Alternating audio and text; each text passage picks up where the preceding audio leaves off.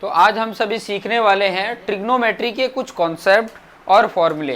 हालांकि प्रीवियस भी मेरे अगर वीडियोज को देखते हो तो उसमें भी मैंने अच्छे से एक्सप्लेन किए हैं, लेकिन यहाँ पर फिर से एक बार और उसके कुछ कॉन्सेप्ट बता रहा हूँ और उसके फॉर्मूले क्या क्या हैं वो चीज़ें हम यहाँ पर डिस्कस करने वाले हैं। सबसे पहले तो कॉन्सेप्ट की बात करूँ तो कॉन्सेप्ट में आपको ये चीज़ें याद रहनी चाहिए। साइन याद रहना चाहिए, कॉस याद रहना चाहिए, टेन याद रहना चाहिए, टेन के अपोजिट कॉट होता है तो कॉट याद रहे, कॉस के अपोजिट सेक होता है, सेक अपोजिट का मतलब इन्वर्स की बात कर रहा हूँ, और साइन का इन्वर्स कॉसेक होता है, इसलिए ये 6 याद रखें। ठीक है, sine cos tan cot sec cosec, sine cos tan cot sec cosec, ये याद रखेंगे। ठीक है, ये सीरीज में ऐसे याद रखते हैं तो बहुत ही आसान रहता है कोई भी वर्क को करने के लिए। ठीक है, sine cos tan cot sec cosec, sine cos tan cot sec cosec, sine cos tan cot sec cosec, ये चीज़ें याद है तो आपके लिए स्टार्टिंग का जो पॉइंट है वो मिल गया। ठीक है, ये हमेशा काम आने वाला है। ये चीज़ें मिल जाती है तो फिर बाद में आपके पास जो कॉन्सेप्ट आता है, कॉन्सेप्ट की बात कर रहा हूँ मतलब फॉर्मूले आ जाएंगे। जो पूछेगा क्या, ट्रिग्नोमेट्री रेशियो, क्या पूछ सकता है, ट्रिग्नोमेट्री रेशियो की बात कर रहा हूँ, ट्रिग्नोमेट्री रेशियो की बात करेगा।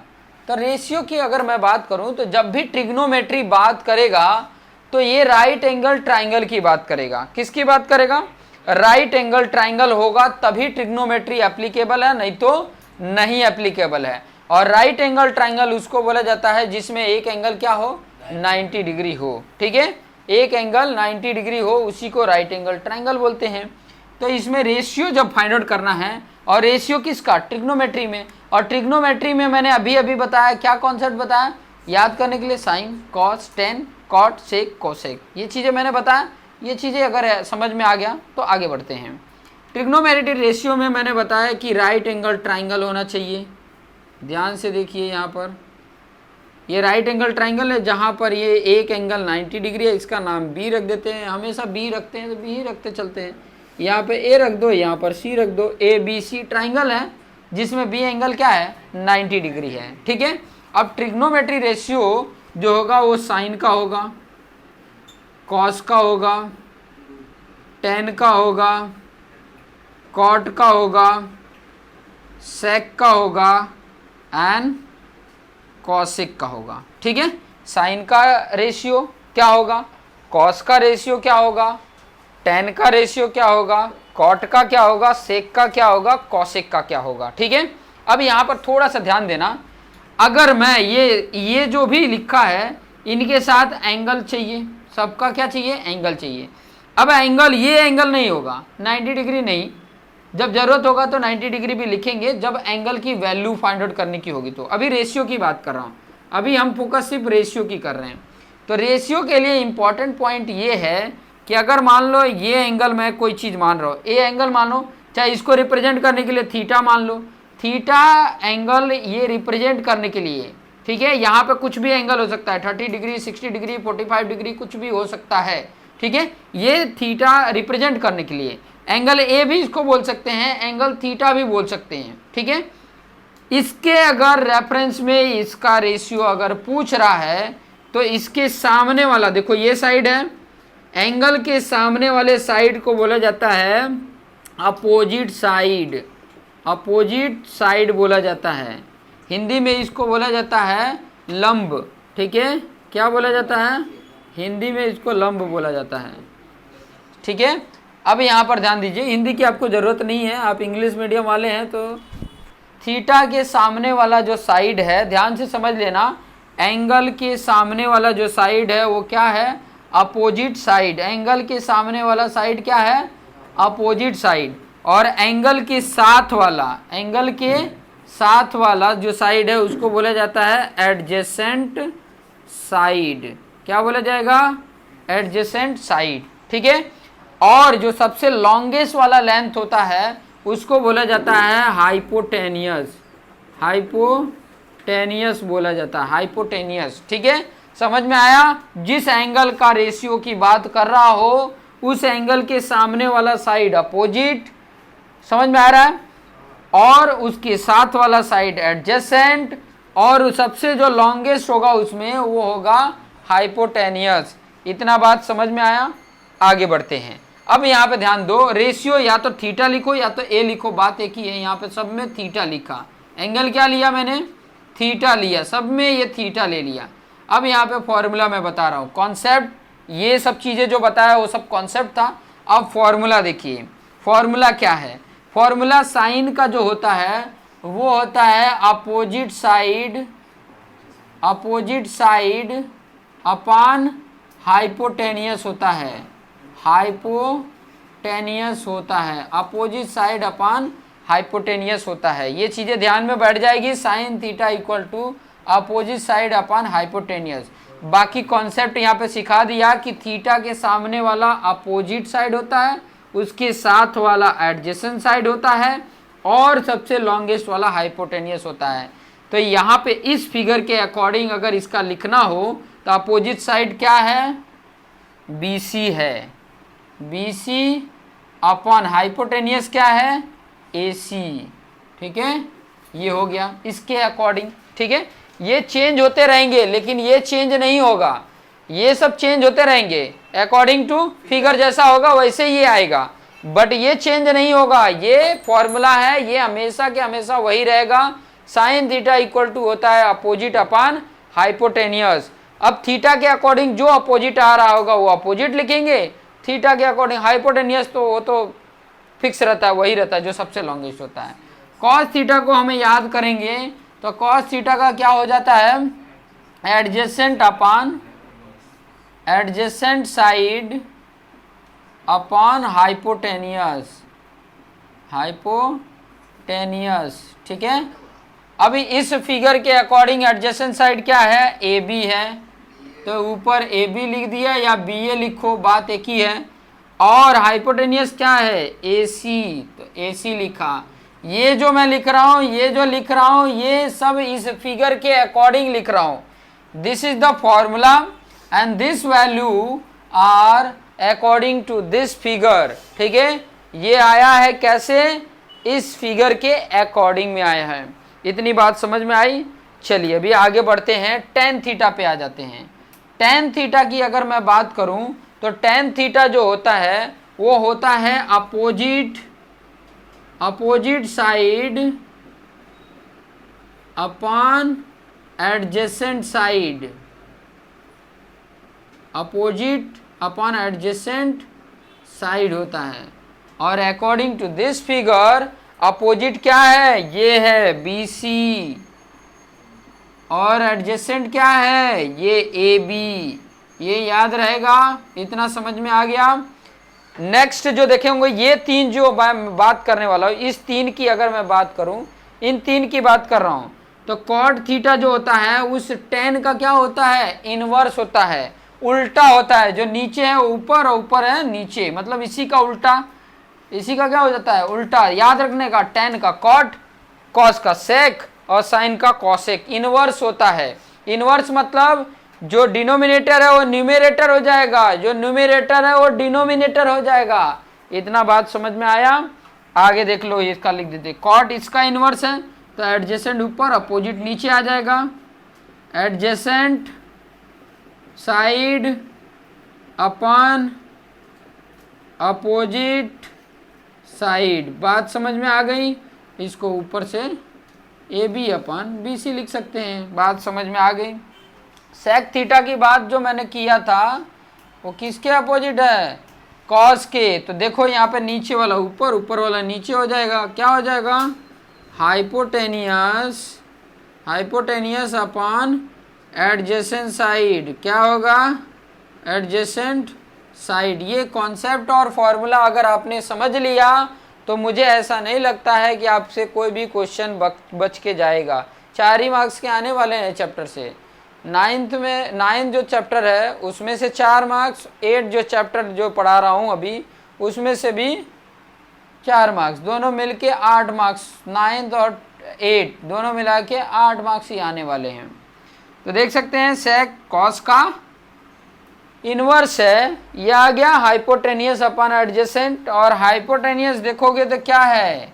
AC है और एडजेसेंट क्या है, AB है। और यहाँ पर देखोगे ये जो कॉसेक है वो ये साइन का इन्वर्स है, और जब साइन का इन्वर्स है तो क्या फॉर्मूला आएगा, हाइपोटेनियस अपान अपोजिट आ जाएगा। तो hypotenuse upon opposite side, hypotenuse AC है, अपोजिट साइड क्या है, BC। ये आ गया। और ये जो मैंने फिर से बोल रहा हूँ, ये सब जो चीज़ें मैंने लिखा है ये अकॉर्डिंग टू दिस फिगर है, लेकिन ये फॉर्मूला हमेशा के लिए है फिक्स। ये फॉर्मूला याद कर लेंगे आपके दिमाग में बैठ जाएगा। ये फॉर्मूला अगर याद कर लिए तो दिमाग में बैठ जाएगा। तो आप सभी मेरे साथ बोलेंगे, देखो देखिए फॉर्मूला को ध्यान से समझिएगा। फॉर्मूला ये है, साइन की बात कर रहा हूं तो साइन क्या होगा, अपोजिट अपान हाइपोटेनियस, अपोजिट अपान हाइपोटेनियस, ये साइन का हो गया। कॉस की बात करें तो एडजेसेंट अपान हाइपोटेनियस, एडजेसेंट अपान हाइपोटेनियस। उसके बाद टेन की बात करेंगे तो अपोजिट अपान एडजेसेंट, अपोजिट अपान एडजेसेंट। पिक्चर याद रहेगा, ठीक है। उसके बाद से उसका इनवर्स याद रख लेना। टेन का क्या होगा इनवर्स, कॉट, सेक का कॉस, कॉसेक का साइन। ये चीजें याद रहेगा, एकदम दिमाग में बैठ गया। ये चीजें अगर याद रहता है, अभी देखो ये सब चीजें ना चेंज होती रहेंगी। अगर मान लो मैंने ए उठा के इधर थीटा यहाँ पे रख दिया तो ये सब चीजें चेंज हो जाएंगी, ये जो लिखा हुआ है वो चेंज हो जाएगा, लेकिन फॉर्मूला तो वही रहेगा। अगर मान लो थीटा मैंने यहाँ पे रख दिया तो अपोजिट साइड ये हो जाएगा, एडजेसेंट साइड ये हो जाएगा, ठीक है। फॉर्मूला तो वही रहने वाला है, बट वैल्यू चेंज हो जाएगी। ये चीजें ध्यान में रखेंगे, ठीक है। इतना समझ में आ गया। तो ये था रेशियो फाइंड आउट करने के लिए, क्या, ट्रिग्नोमेट्री रेशियो। ट्रिग्नोमेट्री रेशियो अगर फाइंड आउट करना है तो ये कॉन्सेप्ट यूज करोगे, आपको आसानी से समझ में आ जाएगा, ठीक है। एक और फॉर्मूला बता रहा हूँ जिसकी ज़रूरत आपको पड़ेगी। यहीं पे थोड़ा सा एक और पॉइंट आपको बता देता हूँ जो मैं बताना चाह रहा था। ये साइन क्या है, 1 कॉसेक लिख सकते हैं, 1 कॉसेक थीटा, ठीक है। कॉस क्या है, 1 सेक थीटा। टेन क्या है, 1 कॉट थीटा, ठीक है। उसके साथ साथ टेन को हम ये भी लिखते हैं क्या, sine theta upon cos theta, sine theta upon cos theta भी लिखते हैं। जब आपको सॉल्व करने के लिए न्यूमेरिकल आएगा तो टेन की जगह पे आप sine theta upon cos theta भी लिख सकते हैं। जो इसका एंगल होगा वही इन दोनों का एंगल होगा। अगर यहाँ टेन ए लिखा है तो यहाँ पे sine A upon cos A होगा। अगर यहाँ पे टेन बी लिखा है तो sine B upon cos B होगा, या तो 1 कॉट बी होगा। इतनी बात समझ में आई, आगे बढ़ें। चलिए, इतना अगर समझ में आ गया तो फिर आगे बढ़ते हैं। ये जितने पॉइंट बताए हैं ये बहुत ही इंपॉर्टेंट थे, जो ट्रिग्नोमेट्री रेशियो में काम आने वाले थे, ठीक है। अब इसके बाद कुछ और इम्पोर्टेंट पॉइंट बता रहा हूँ जो काम आएंगे आपके। ये सब चीज़ें आप दिमाग में बैठा लेना। और जैसा मैंने बोला है कि एक छोटा सा फॉर्मूला बुक बना लो, उसमें लिख के रखोगे, ज़िंदगी भर आपके काम देगा, लाइफ टाइम काम देगा। जब भी पढ़ोगे मैथ्स जहाँ आएगी वहाँ पर काम आएगा, जहाँ पे भी न्यूमेरिकल का काम आएगा वहाँ काम आएगा, चाहे वो फिजिक्स हो, चाहे केमिस्ट्री हो, चाहे वो मैथ्स हो। नेक्स्ट आगे बढ़ें। आगे आपको सीखने को मिलेगा कुछ और इम्पोर्टेंट पॉइंट रिलेटेड टू जो भी नाम होगा उसको नाम आप दे देना। मेन इंपॉर्टेंट क्या है ये चीज़ें मैं बता रहा था, यहाँ पर थोड़ा सा सीख लो, रहने दो इसको, इसमें है नहीं आपकी ज़रूरत, इसीलिए इसको नहीं बताऊंगा, डायरेक्ट मैं बता देता हूँ। यहाँ पे ध्यान देना, साइन 90 माइनस थीटा अगर होगा, ध्यान से समझना, क्योंकि देखो ये सब चीज़ें बहुत वो डीप में ऐसे आया हुआ है, लेकिन डायरेक्ट आपको जो इतना ज़रूरत है उतना ही करो, क्योंकि उससे ज़्यादा आपका पूछा ही नहीं है। आगे जाके 11th में करोगे तो आपको डिटेल में सीखने को मिलेगा। ज़्यादा अगर मैं यहाँ बताने लगूंगा तो कंफ्यूज हो जाओगे, तो जितना ज़रूरत है उतना ही याद रखो। साइन 90 माइनस थीटा क्या हो जाएगा, कॉस थीटा हो जाता है। अभी उसमें आप पढ़ रहे थे इनवर्स था कि साइन का कॉसेक हो रहा था, यहाँ पर क्या हो रहा है, एंगल चेंज हो रहा है, ठीक है। क्या हो रहा है, एंगल चेंज हो रहा है, तो साइन 90 माइनस थीटा क्या हो जा रहा है, कॉस थीटा हो जाता है, ये पहला। दूसरा, अगर कॉस 90 माइनस थीटा होता है तो क्या हो जाता है, साइन थीटा हो जाता है। मतलब साइन कॉस में चेंज होगा एंगल, और कॉस साइन में होगा। तीसरा आपका, अगर ये बोल दिया tan 90 माइनस थीटा, तो ये कॉट थीटा में होगा। और अगर ऐसे बोल दिया कि कॉट 90 माइनस थीटा, तो आप लिख दोगे क्या, tan थीटा। ये चौथा हो गया। पांचवे की अगर मैं बात करूं तो पांचवा, अगर sec 90 माइनस थीटा बोलता है तो वो हो जाता है cosec थीटा। और अगर छठा cosec 90 माइनस थीटा है अगर, तो वो हो जाता है sec थीटा। ये याद रहेगा, ये इंपॉर्टेंट पॉइंट है जो आपके न्यूमेरिकल में काम आएगा। तो ये चीज़ें भी आप अच्छे से याद कर लेना कि ताकि आपके लिए आसान हो सके। Sine 90 minus theta cos theta, cos 90 minus theta sine theta, tan 90 minus theta cot theta, cot 90 minus theta tan theta, sec 90 minus theta cosec theta and cosec 90 minus theta sec theta. तो ये चीज़ें याद हो गई होंगी। याद अगर हो गया है तो आप आसानी से इसको, ऐसे टाइप के न्यूमेरिकल को आप आसानी से कर लेंगे। ठीक है, आगे मैं कुछ और इंपॉर्टेंट पॉइंट बता रहा हूं जो एंगल से रिलेटेड है। ठीक है, किसी का भी एंगल दिया होगा तो उसकी वैल्यू कैसे फाइंड करेंगे वो चीजें देख लेंगे। ठीक है, value of trigonometry angle, trigonometric angle ऐसे नाम दे सकते हो। ठीक है, उनकी वैल्यू क्या होगी।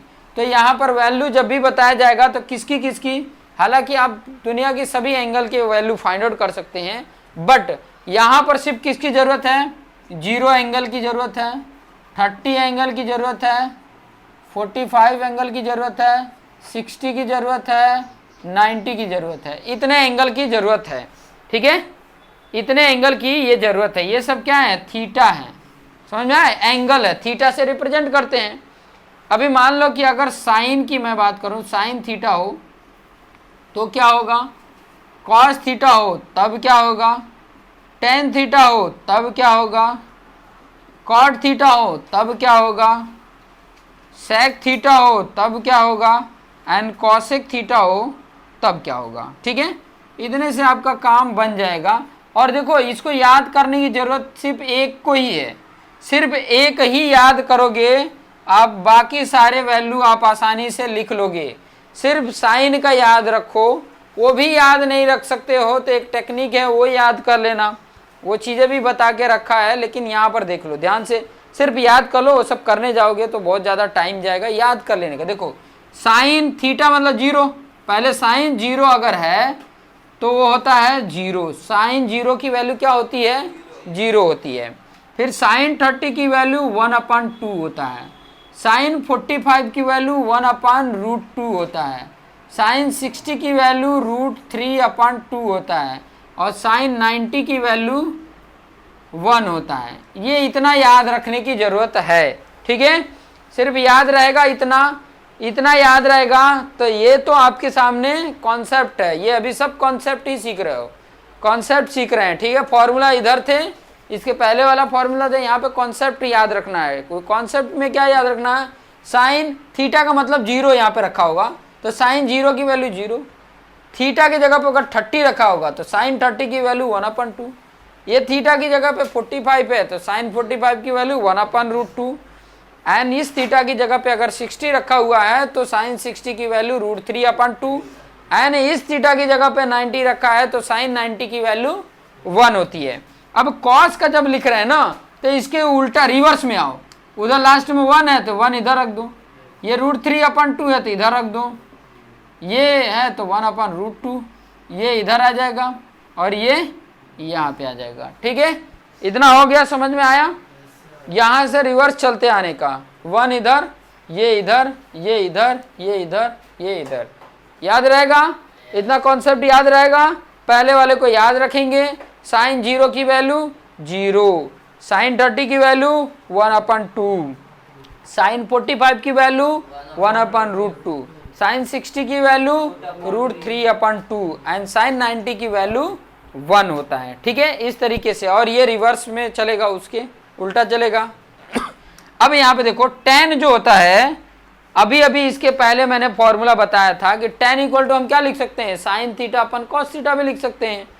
तो ये tan थीटा अगर 0 0 दोनों ये हो तो 0/1 क्या होगा, 0/1 0 होता है, 0/1 क्या होगा, 0 होता है। तो यहाँ पे 0 आ गया। ये अपन ये करोगे तो √2 नीचे का कैंसल, बचा क्या 1/√3। ये दोनों सेम है तो ऊपर नीचे कट जाएंगे तो क्या बच जाएगा 1, और इसमें करोगे तो नीचे का 2 कैंसल, ऊपर क्या बच जाएगा √3, और यहाँ पे 1/0 जो होगा 1/0, 0 के टेबल में 1 कब आएगा, कभी नहीं आएगा। तो इन्फिनिटिव भी बोलते हैं, अनडिफाइंड भी बोलते हैं। कई जगह पे इन्फिनिटिव लिखते हैं, कई जगह पे अनडिफाइंड लिखते हैं, अपरिभाषित, हो ही नहीं सकता 0 के टेबल में कभी 1 आए, पॉसिबल ही नहीं है। तो अनडिफाइंड लिख देना, अनडिफाइंड लिख दो या तो इन्फिनिटिव लिख दो, ठीक है। इन्फिनिटिव और अनडिफाइंड में अभी भी रिसर्च चल रहा है कि क्या होगा क्या नहीं होगा, क्या होगा क्या नहीं होगा, छोड़ो जाने दो। अब ये कॉट का देखो, कॉट क्या होगा, कॉस अपन साइन होगा, उल्टा होता है कॉस अपन साइन। तो यहाँ पर देखोगे तो ये भी क्या हो रहा है 1/0 हो रहा है, कॉस अपन साइन करोगे तो 1/0, और 1/0 क्या होगा, ये भी क्या होगा अनडिफाइंड होगा, होगा कि नहीं। और ये tan क्या होता था, कॉट के उल्टा होता था, तो ये ऊपर चला गया, ये √3 हो गया, √3/1 √3, ये तो 1 ही रहेगा, और ये 1/√3, और यहाँ पे ये 0 था तो इधर 0 आ गया, ठीक है। tan का क्या होता है cos अपन साइन, तो 0/1, 1 के टेबल में 0 आ जाता है 0 बार में, तो 0 लिख दिया, ठीक है। कुछ और मत ये समझ जाना तुम लोग, 0 ही है, ठीक है। sec क्या होता है, cos का इनवर्स होता है, sec क्या होता है, cos का इनवर्स होता है ना, तो क्या हो जाएगा, क्या लिखेंगे 1 लिखेंगे कि 0 लिखेंगे, हाँ 1 लिखेंगे ना, क्यों 0 लिखेंगे, 1 लिखेंगे, ठीक है। और फिर ये इसके उल्टा मतलब 2/√3, और इधर √2, इधर ये 2, और ये 0 है। तो देखो यहाँ पर क्या कर रहे थे, सेक जो है कॉस का इन्वर्स है, तो जब कॉस नीचे है तो कॉस नीचे 0 हो रहा है ना, 0 नीचे जब 0 आता है तो अनडिफाइंड हो जाता है। तो यहाँ पे क्या आ गया, अनडिफाइंड हो गया, ठीक है, समझ में आ गया। अब इसमें देखोगे कॉसेक साइन का इन्वर्स है, तो ये जब इन्वर्स में नीचे 0 आएगा तो 0 में क्या हो जाएगा, यहाँ अनडिफाइंड आ जाएगा, और इसका उल्टा 2, इसका इन्वर्स करोगे √2, इसका करोगे 2/√3, और इसका करोगे 1। आ गया सभी का ये वैल्यू आपको आ गया, ठीक है। अब ये इतना ही वैल्यू आपको अगर समझ में आ गया तो आपके लिए आसान है। एक और छोटा सा फॉर्मूला है 3 लाइन का, उसको भी मैंने कई तरीके से बताया है, प्रीवियस वाले मेरे अगर ट्रिग्नोमेट्री के लेक्चर देखे होंगे, देखो मैंने सबके लिए ना सेपरेट प्लेलिस्ट बना दिया, 1 से लेके 15 तक सेपरेट प्लेलिस्ट है, सीरीज में है, ठीक है। एकदम आप देखोगे जाओगे तो आपको सेपरेट प्लेलिस्ट एकदम बना हुआ है, 1 2 3 4 5 6 7 8 9 10 11 12 13 14 15। चैनल में जाओ, प्लेलिस्ट में जाओ, आपको सीरीज में दिखेगा 1 से लेके आपको 15। उस प्लेलिस्ट में चैप्टर 1 का 1 वाला ही मिलेगा, 2 का 2 वाला मिलेगा, 3 का 3, 4 का 4, 5 का 5, जितने भी वीडियोज बन रहे हैं। अभी ये जो आपके सामने है कॉन्सेप्ट एंड फॉर्मूला, ये आपको किस में मिलेगा, 8 वाले चैप्टर नंबर 8 प्लेलिस्ट जाओगे उसमें चैप्टर नंबर 8 में मिल जाएगा, ठीक है। ये चैप्टर 8 का प्लेलिस्ट में मिल जाएगा। तो इतना अगर आपको समझ में आ गया तो आगे बढ़े। आगे आपको क्या सीखना है, बस छोटा सा फॉर्मूला है, वही चीज़ें याद रखना है, वो चीज़ें मैं यहाँ पे बता देता हूँ, ठीक है। जिसको बोला जाता है आइडेंटिटी फॉर्मूला बोला जाता है। क्या बोला जाता है, आइडेंटिटी फॉर्मूला बोला जाता है। आइडेंटिटी फॉर्मूला मैं यहाँ पे बता देता हूँ, इसका ही इतना ही इंपॉर्टेंट रोल है और कुछ है ही नहीं है। अभी जो बता रहा हूँ इससे ज़्यादा कोई इंपॉर्टेंट रोल ही नहीं है। क्या है, आइडेंटिटी फॉर्मूला। यहाँ पर ध्यान से समझ लो, बाकी घर पे जाके समझते रहना। आइडेंटिटी फॉर्मूला, उसमें देखो पहला जो है वो है sine square theta plus cos square theta equal to 1 होता है। अब इसी से कितने सारे फॉर्मूला बना सकते हो, देखो इसी से मैं बना रहा हूँ। देखो अगर मैं इसको उधर लेके चला जाता हूँ तो क्या होगा, cos square theta equal to क्या होगा, 1 माइनस साइन स्क्वायर थीटा। होगा कि नहीं, बन रहा है कि नहीं। अगर मैं साइन को ना ले जाके कॉस को ले जाता तो क्या होता, साइन इधर रह जाता, तो 1 माइनस कॉस स्क्वायर थीटा होता कि नहीं। पता चला, कॉस स्क्वायर थीटा की जगह पे 1 माइनस साइन स्क्वायर थीटा भी लिख सकता हूं, और 1 माइनस साइन स्क्वायर थीटा जहां पे है वहां पे मैं कॉस स्क्वायर थीटा भी लिख सकता हूं, जरूरत के हिसाब से। जहां जरूरत है वो चीजें करेंगे।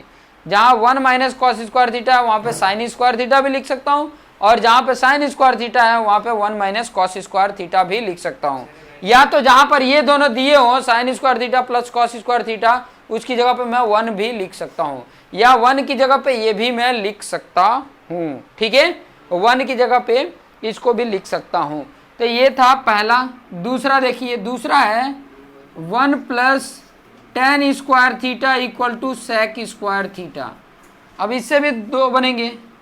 एक क्या कर सकते हैं, अगर मैं 10 को उधर लेकर जाता हूं तो यहाँ 1 बचा, और वहां पे ये सेक स्क्वायर थीटा प्लस में था, ये प्लस इधर गया तो माइनस टेन स्क्वायर थीटा हुआ। तो ये अगर ये ऐसे भी है sec square theta minus tan square theta equal to 1। ठीक है, एक और काम इसमें कर सकते हैं कि ये 1 है ना, इसको आप और चेंज कर सकते हैं। देखो ए स्क्वायर माइनस बी स्क्वायर के फॉर्म में है, ए स्क्वायर माइनस बी स्क्वायर के फॉर्म में है, तो अगर मैं चाहूं तो एक बार ए प्लस बी लिखूं और एक बार ए माइनस बी लिखूं, ऐसे भी लिख सकते हैं, क्योंकि ये ए स्क्वायर माइनस बी स्क्वायर है, और ए स्क्वायर माइनस बी स्क्वायर का फॉर्मूला क्या होता है, ए प्लस बी ए माइनस बी। तो वही तो लिखा है, ए के जगह पे सेक था तो सेक पहले, बी की जगह पे टेन था तो ये भी लिख सकते हैं। दूसरा यहाँ पे और थोड़ा सा देख सकते हैं, अगर मैं 10 को इधर रखता 1 उधर अगर करता तो क्या होता, टेन स्क्वायर इक्वल टू क्या होता, सेक स्क्वायर थीटा, और ये प्लस 1 इधर जाके माइनस 1 होता है। तो ये भी मेरे पास एक फॉर्मूला हो जाता है। ठीक है, तो कई सारे फॉर्मूले बन सकते हैं। ठीक है, समझ में आ रहा होगा। फिर नेक्स्ट देख लेते हैं तीसरा पॉइंट। ठीक है, तीसरा पॉइंट क्या है, 1 plus cot square theta equal to cosec square theta होता है। क्या होता है, कॉसेक स्क्वायर थीटा। ठीक है, कॉसेक स्क्वायर थीटा होता है। इससे भी आप बना सकते हो, कॉट को अगर उधर लेके गए तो 1 equal to cosec square theta, cosec square theta minus cot square theta हो जाएगा। ये भी फॉर्मूला बन सकता है, और जैसे इसको चेंज किए वैसे उसको भी चेंज कर सकते हैं। तो ऐसे कई सारे टेक्निक आ सकते हैं। ये इतना चीज़ें अगर याद रखेंगे तो आपके लिए बहुत इंपॉर्टेंट है, बहुत ही काम आ सकता है। यही आपके सामने कॉन्सेप्ट और फॉर्मूला है जो आपके काम आने वाले हैं ट्रिग्नोमेट्री में। ठीक है, ट्रिग्नोमेट्री में इससे बाहर आपके सिलेबस के अकॉर्डिंग नहीं है तो ये बहुत ही वास्ट, लेकिन जितना आपके खुराक का है उतना ही आपको देंगे। ठीक है, अब ऐसा नहीं है कि आप है 10th क्लास में और मैं दे दूं 11th 12th का, तो 11th 12th का आप पचा नहीं पाएंगे। ठीक है, पचेगा नहीं, तो जितनी ज़रूरत है उतना ही लो और एग्ज़ाम में अच्छे मार्क्स लेकर आओ। आगे का जो कॉन्सेप्ट है नेक्स्ट हम उसमें देखेंगे, उसको हो सके तो लाइव लेकर आएंगे, और उसमें आपको बताएंगे कि सैंपल पेपर 1, 2, 3, 4, 5, 6 सभी पेपर में 4-4 मार्क्स के क्वेश्चन पूछे गए हैं। 2 आपके 1-1 मार्क्स के हैं और 1 क्वेश्चन 2 मार्क्स का है। टोटल हो गया 4। हर पेपर में से 3-3 ही क्वेश्चन हैं, 3 क्वेश्चन ही पूछेंगे ट्रिग्नोमेट्री से। हर पेपर से 3 क्वेश्चन, मतलब 6 पेपर हैं, 3 6 जा 18 क्वेश्चन हमें करना है। 18 क्वेश्चंस आपके सामने लेकर आ जाएंगे। ठीक है, तो आज के लिए इतना ही। Bye bye, take care, thank you.